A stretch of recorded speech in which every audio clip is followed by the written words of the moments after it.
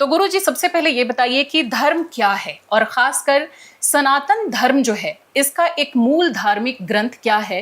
क्योंकि बाइबल हम देखते हैं क्रिश्चियनिटी के लिए, इस्लाम के लिए कुरान देखते हैं, लेकिन हमारे युवा जब ये सर्च करने चलते हैं कि हम धर्म का ज्ञान कहाँ से लें, तो एक किसी मूल ग्रंथ की बात नहीं आती।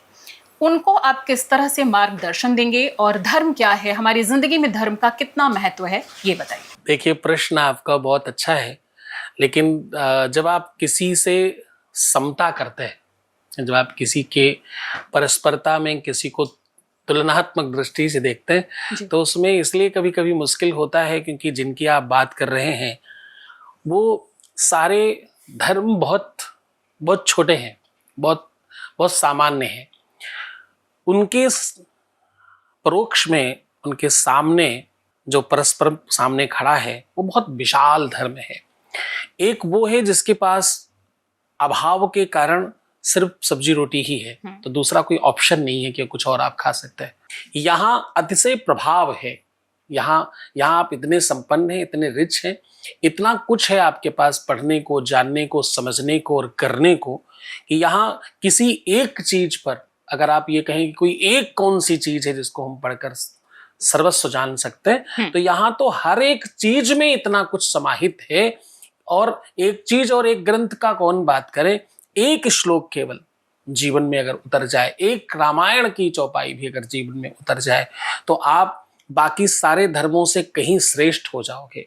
तो यहाँ किसी एक ग्रंथ की बात नहीं, यहाँ 4 वेद हैं, 18 पुराण हैं, 6 शास्त्र हैं, उपनिषद हैं, वेदांग हैं और न जाने कितने ग्रंथ हैं।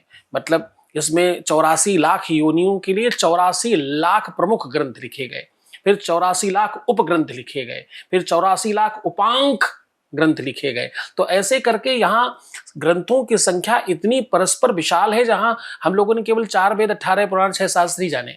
इसके अलावा और बहुत कुछ है। वेद के फिर वेदांग है, फिर उनके ब्राह्मण हैं, फिर उनके वर्ण हैं, फिर उनके पर्व हैं। तो ये करते करते एक ही ग्रंथ के हमारे पास 27 से 2800 पान है, मतलब सीढ़ियां हैं। तो यहाँ एक अगर कुछ आप कहते हो तो वो आपकी अपनी इच्छाओं पर, जब 56 भोग सामने रखा हो, तो देने वाले से कोई पूछे कि कौन सा इसमें व्यंजन सर्वोपरि है, कौन सा व्यंजन ऐसा है जिसका एक से सारा आनंद आ सकता है, फिर वो आपके चॉइस पर डिपेंड करता है। आप मीठा खाते हो, आप तीखा खाते हो, आप कसैला खाते हो, आप खट्टा खाते हो, आप फीका खाते हो, आपके तमाम तरीके के स्वाद पर काम किया गया है। ये इतना रिच धर्म है, इतना समृद्ध धर्म है, इतना इतना इतना अपने आप में परिपूर्ण धर्म है, जहां सब है। यहाँ निराकार है, यहाँ साकार है, यहाँ परस्पर वो हर प्रकार की व्यवस्था है। आप पद्य में, गद्य में, संगीत में अथवा छंद में, जिस भी आधार पर आप भक्ति को समझना चाहते हैं, वो सारे अरेंजमेंट्स हैं। तो ये आपके पास पर पूरा कंप्लीट बाजार है। ये अब इतना बड़ा मॉल है जहां पर आप अपनी स्वेच्छा से चुनाव कर सकते हैं। आप सामान्य भाषा के जानकार हैं, आपको बहुत गहरे उतरना नहीं है। सामान्यतः आप रामायण को अंगसार करिए, आप उसे स्वीकार कीजिए। एक एक पंक्ति में संपूर्ण ज्ञान बिखरा पड़ा है। लोग कुछ मांगने जाते हैं भगवान से, ये दे दो, वो दे दो। रामायण कहती है, एक ही लाइन है रामायण की जो मैं आपको बताने जा रहा हूं, एक ही लाइन में आपका सर्वस्व उसी में छुपा हुआ है।